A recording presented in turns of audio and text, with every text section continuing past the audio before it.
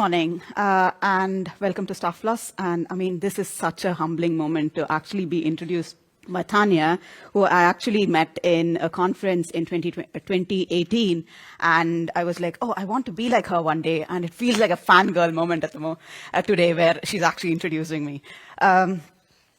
So a philosophy professor once stood up before his class with a large empty glass of mayonnaise jar, and he filled the jar with lots of large rocks. And then he asked his students, is the jar full? Do you all think the jar is full? Yes? No? No? The students actually said it was, but let's see. He then actually added pebbles to this jar and gave the jar a bit of a shake so that the pebbles can actually disperse themselves amongst the rocks.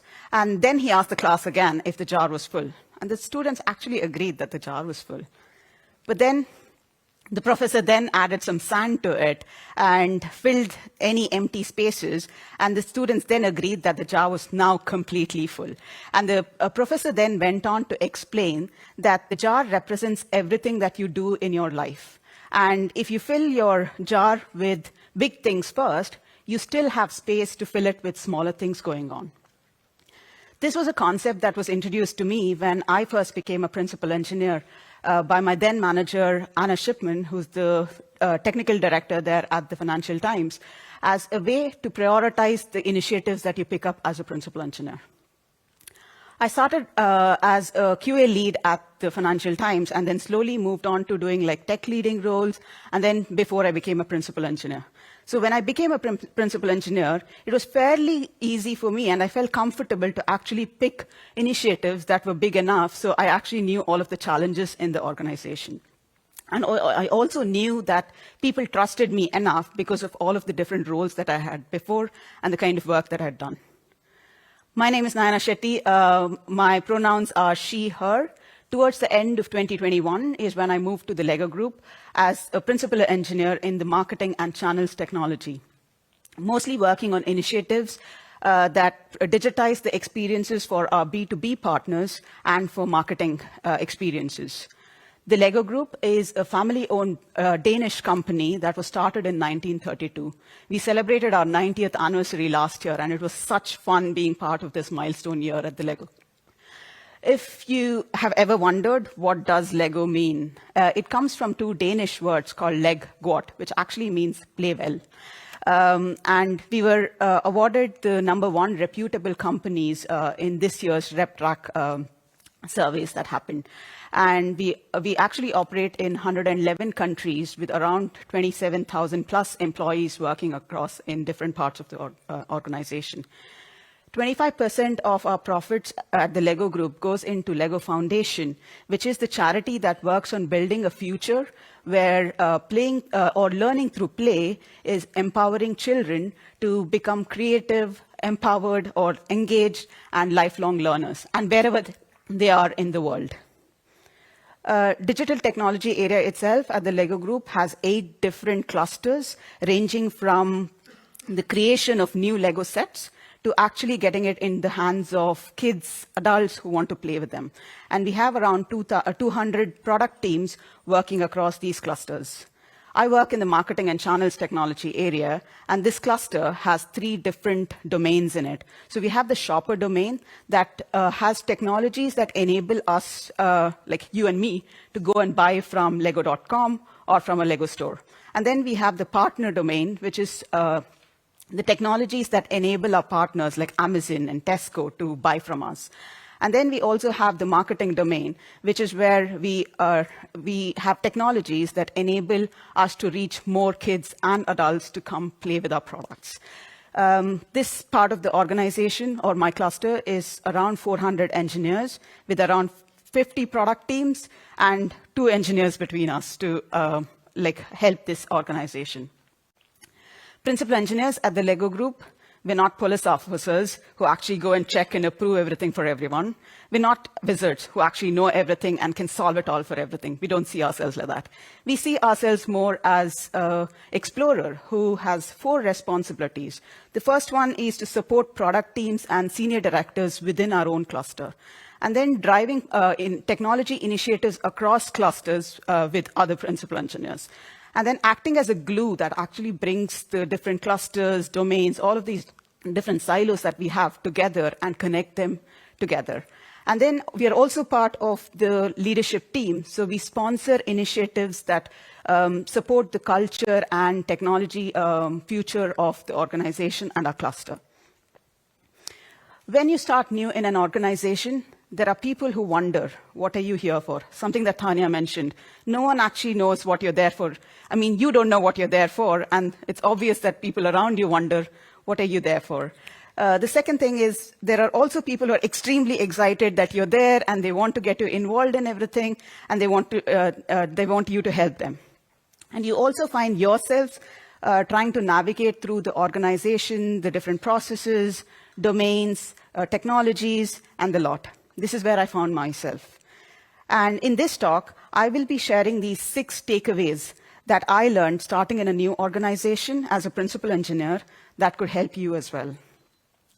And I will also be sharing some specific examples of initiatives that I picked up during my 2 years at the Lego Group and try to help you recognize what a sand, pebble, and a rock initiative looks like in an organization for a principal engineer.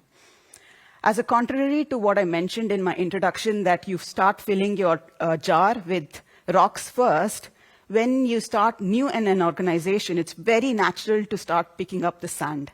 And that's okay. But why is it okay? That's where my first takeaway comes in, which is build trust before you can create big impact. One of the teams that I worked with at the Lego Group is the customer and channel management team. So this team owns all of the data related to our customers, like Amazon and Tesco. And we have a lot of data about our customers, like the shipping address, the contact details, and all of this. And different downstream teams need different data from this team. So if I was the customer service team, then I need information about the contact people in all of these different companies. But if I'm the team that looks at delivering goods to other companies, then I need information about the shipping address. So this team was in a dilemma whether to use GraphQL or REST APIs to actually expose their data. And they came to me asking, what do you think you should be doing? And this is where I tried to understand what their architecture looks like. But then I ended up helping them understand what are the consequences of the choices that they're making to the downstream teams and connecting them to some of those downstream teams so they understand the use cases better. And they felt confident enough to make that decision for themselves. The team ended up using GraphQL to expose their data and documented it using architecture decision records, and then exposed that to their downstream teams so they actually knew what the team was moving towards. Most SAND initiatives are like this, where they are either a small team or a small group of people come to you for advice, and you basically give them either advice or a wider context of the organization that you have. These initiatives have a relatively low level of impact on the organization as a whole, but you end up building very deep trust with all of the people that you work with in this way. These initiatives, they test your technical skills, and are often very hard to say no to, especially when you're overloaded. These are the ones that you kind of make way and time for. One of the senior directors in my cluster was asked to hire a new team for consistently capturing our B2B orders across from all of our partners. And this was something he had some idea of, but then he came to me asking for how do we go about doing this and what sort of a team do I need for this? And he shared some context that he had. And we soon realized that there were 5 different tech stacks that we had in the organization because of all of the different partners that we were working with before, that we didn't have a sustainable way of capturing order for all of our B2B partners. And the change management of different partners having to implement anything new that we had to offer was huge. So this is where I kind of got involved to basically map out the current architecture of our B2B orders, and then also suggest the future architecture, but then not stop at just the future architecture, but actually talk to the different stakeholders in this to understand what is our long-term vision for B2B orders as an organization, and how much change management can our organization actually take. And then also talk to people in our Lego.com, which is our direct-to-customer kind of channels, where to understand what sort of architecture do they have. Are there commonalities that we could be picking up from other parts and building something that's more coherent for our organization as a whole? So I ended up suggesting a high-level architecture, but also some sort of a shape and size of a team that we would need to actually build this the B2B orders team. This, again, tests you as your technical skills as a principal engineer, but more importantly, this is where your strategic thinking and collaboration is something that is quite handy to try and work with. A few meetings and conversations that I was involved in quite early on, they highlighted that we did not have any GraphQL standards across the organization.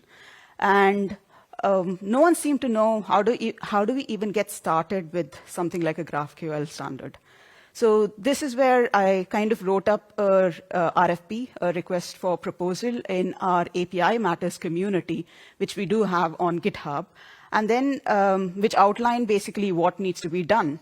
And then I put my energy into actually energizing people to establish a community, supporting and nurturing them to get the outcome that we needed for this GraphQL standards. This is where, as a principal engineer, your skills to energize others and influence others comes in more handy. All examples that I mentioned until now was where people actually came and approached me as a new principal engineer, and they wanted my feedback or my involvement in their initiatives. But it's more important to also understand what's happening in places where the people are not coming and reaching out to you. And this is where my next takeaway is all about, which is develop empathy wider. When I started, I noticed that we didn't have any sort of mentoring program at the Lego Group, especially within tech. And I kind of was curious, and to understand what was happening, I reached out to a few people across my cluster to hear from them as to why we didn't have a mentoring program. And the common response that I heard from people was that, oh, we would like to have a mentor, but it takes too much effort, and we don't know where to start, who to go to. And it was quite complex, is how they kind of saw it. The benefits of being an individual contributor is that people kind of look at you like you were their peer and share quite openly about how they feel, as well as what they want to achieve. But then you're also I'm part of the senior leadership team at the Lego Group, which means that this is an opportunity for principal engineers to actually take what you hear on the ground and then create initiatives or sponsor initiatives that can help not just improve the tech stack of the organization, but also the engineering culture that we have in the organization. We now have a mentoring program across my cluster, but we're also slowly expanding it to the product organization and one other cluster with sponsorship from those areas as well. I also found it valuable pairing with teams where they don't approach you, mostly with an intent to understand the systems and technologies better so that you can support them in the future. But in the process, you kind of find places where you can actually support the team as well.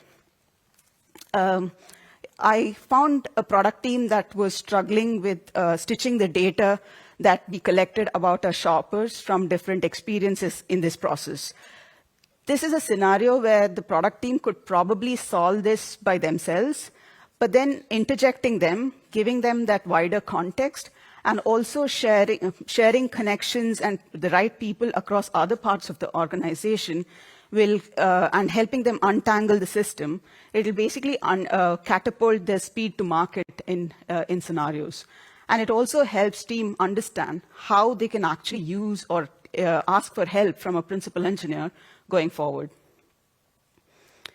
Supporting senior directors, building communities, developing empathy for the systems, processes, technology, all these classify as pebbles. These initiatives are often very clear from the onset as to what is the outcome that we want to achieve, and have a moderate level of impact on the organization itself. These initiatives do take anywhere between a month to a few months to actually get done, but sometimes they do have a long tail to them. They test your technical skills, but also test on your strategic thinking, collaboration, coaching, and communication skills, and also a wider awareness of the organization that you have, and how do you work within constraints that you create within an organization. Exhibiting these kind of skills enables people to trust you as not just as someone who's technically strong, but also as a well-rounded engineer who cares about the organization. While you're taking the time to build trust, develop empathy, you still don't have the wide context to actually figure out what are those big rocks that I can pick up first. And this is where my next takeaway comes in, which is rely on your leaders to give you that context and point you at the big rocks. After 2 to 3 months of me working at the Lego Group, I had a sense of some of the big initiatives that I could be picking up, but I had no confidence of which one is the right initiative. And this is where my leader helped me by suggesting that understanding the tech strategy for our digital assets was top of the list. Why so? Why is digital assets so important for the Lego Group? For a product organization like ours, digital assets like images, videos, product information, all of this as a value stream goes all the way from the ideation of this is the next big Lego product that we need to build to actually getting it manufactured, like what does the box art look like, to actually then getting it in the hands of the people of who can play with them. So it goes all the way from creation to actually execution and getting it in the hands of the people. And having a clear tech strategy that actually defines how we digitize this whole value stream is quite crucial for us. And this is where I kind of realized this was much bigger than the context that I had before. And it was also much wider than the scope of the cluster that I was in. And I had to actually ask someone from a different part of the organization, a principal engineer there, who worked on the creation side of the organization to pair with me on this whole initiative because of the scale of how big this was. We engaged people from the business, stakeholders, product managers, and engineers who all had different parts of the puzzle for this big piece of initiative. And we ran event storming sessions to gather information from these sessions. We then used the principles of domain-driven design thinking to land a strategy that involved adding some new product teams that could enable some of these capabilities for our business, but also reshaping some or like refining the scope of some of the product teams themselves so that they can support these initiatives better. And we also had to get approvals for changing business processes so that there was a better flow of there was an improvement in the flow of our value stream itself. This was an example of where my leader did not just help me find a rock, but he also made the space by communicating to the wider organization that me and this other principal engineer were working on this initiative together and to support us through this whole process, and also made space for us to then connect with these people who could help us in this whole process. This whole process of writing up a tech strategy took us close to 8 months to get to a place where the organization was happy with it. And then, it's a year since we landed this tech strategy, and the execution is still probably 1/10 done. That's how big scale of an impact you would have by picking up these kind of rocks. So rocks are initiatives that span across multiple product teams, sometimes even larger multiple parts of the organization, and they often manifest as tech strategies. By experience, I have noticed that these initiatives takes anywhere between 6 months to a year to actually land a strategy that your organization can implement on. Over the years, I think I have managed to do a maximum of 2 to 3 rocks in any single year. And if you're doing more than that, you should probably think if it's the right rocks or if you're overloading yourself as well. That does happen sometimes. The impact of these is anywhere between a particular domain, like B2B or marketing in my context, or it could be much wider, like the whole digital assets from the creation to the execution of the value stream that I mentioned. These initiatives are the ones where a lot of trust that you've built within the organization gets tested. And this happens at all levels, from an engineer to the CTO to people in the business and stakeholders itself. But by the end of each of these kind of initiatives, you create a brand for yourself within the organization and a lot of trust going forward to pick up new initiatives of this size. My next takeaway is to learn to use the trust that you have built over time. The example that I mentioned about mentoring, as an individual contributor, there's only so much that you can push as there's only so much influence that you can have on people.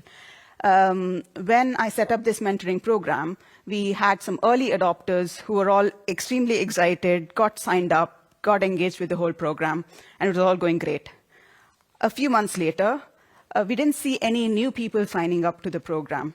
And it felt like we hit a brick wall of how much we could do with mentoring. And this is where I had to lean on my peers, like the senior directors and engineering managers, who had these regular one-to-one conversations with people within their own reporting lines and got them to trickle down that message about the benefits of mentoring and also what value it could add to their own careers. So this surely has been a force multiplier for this program that we had. So do rely on your allies where you can. Principal engineer in most organizations is like the highest level of engineer that you can be, and you get to work with a lot of different people and on a day-to-day basis. But it can still sometimes feel like a very lonely place. And this is where the next takeaway is about. Nurture your support network. Other principal engineers in your cluster or within your organization can be your best support network if you give it the time and the energy. I tend to use my support network sometimes to moan or like just celebrate something, but also to ask for help when I'm struggling with something. Towards the end of last year, I was working on a single identity strategy for the Lego Group, and it felt like the technology choices I was suggesting did not seem favorable for some of the other VPs of engineering that we had in other parts of the organization.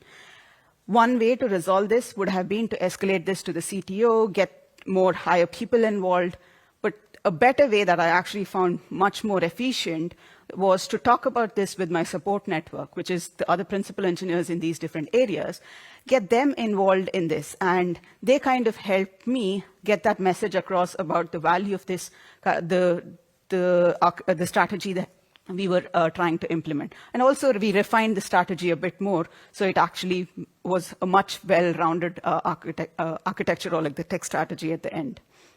And on a personal note, I think having this kind of support network has been a great support for me, especially on those low days when you're struggling to figure out what are you here for. So do use your support network. If you remember my first takeaway, I suggested that we start with an anti-pattern to prioritize the sands and smaller initiatives, that is the sands and the pebbles. We have to rebalance and reprioritize this at some point. That is my last takeaway. Prioritize for impact when it feels right. Lean in on your allies and trust that you've built within the organization to delegate. It is mostly the pebbles and sand that you would want to delegate to others. And this is an opportunity for senior engineers and leads to actually grow as an engineer. And also it's an opportunity for you to mentor someone and coach someone with a very specific purpose. If you're wondering what I'm working on these days, a rock that I'm working on is the personalization strategy for the Lego group. And why is it important for us? Personalization means that we create engaging experiences for people who use our products, but also for people who are buying from us. And it doesn't stop there. We want to do it in an ethical and private. We want to protect the privacy of the people who buy from us. And to do it, there's a lot of hoops, not just technical, but also a lot of legal and privacy things that we need to navigate through. And as a principal engineer, it kind of gives that broad, you can have a much broader impact as an organization and make sure we have clean patterns, no dark patterns that you see with some of the other organizations. I would classify talking at this conference as one of the pebbles that I was actually working on, which I can mark as done today. Some of the open questions that I still haven't found a clear way forward with are how do you delegate when you can only influence without any authority?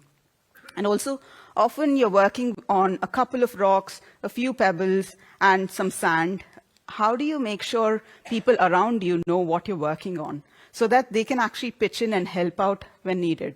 So these are two things that I still don't know how to do well. So if anyone knows how you do it, please come and chat to me during one of the breaks, and I'd love to chat about this stuff. I would like to summarize by calling out the 6 takeaways. That is, build trust before you can create big impact. Develop empathy wider.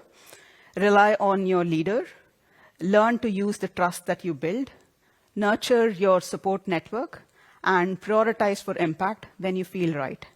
And finally, be aware of the impact that you're creating within an organization and self-reflect on the level you are operating at and prioritize and adjust when it makes sense. Hope you all enjoyed my talk.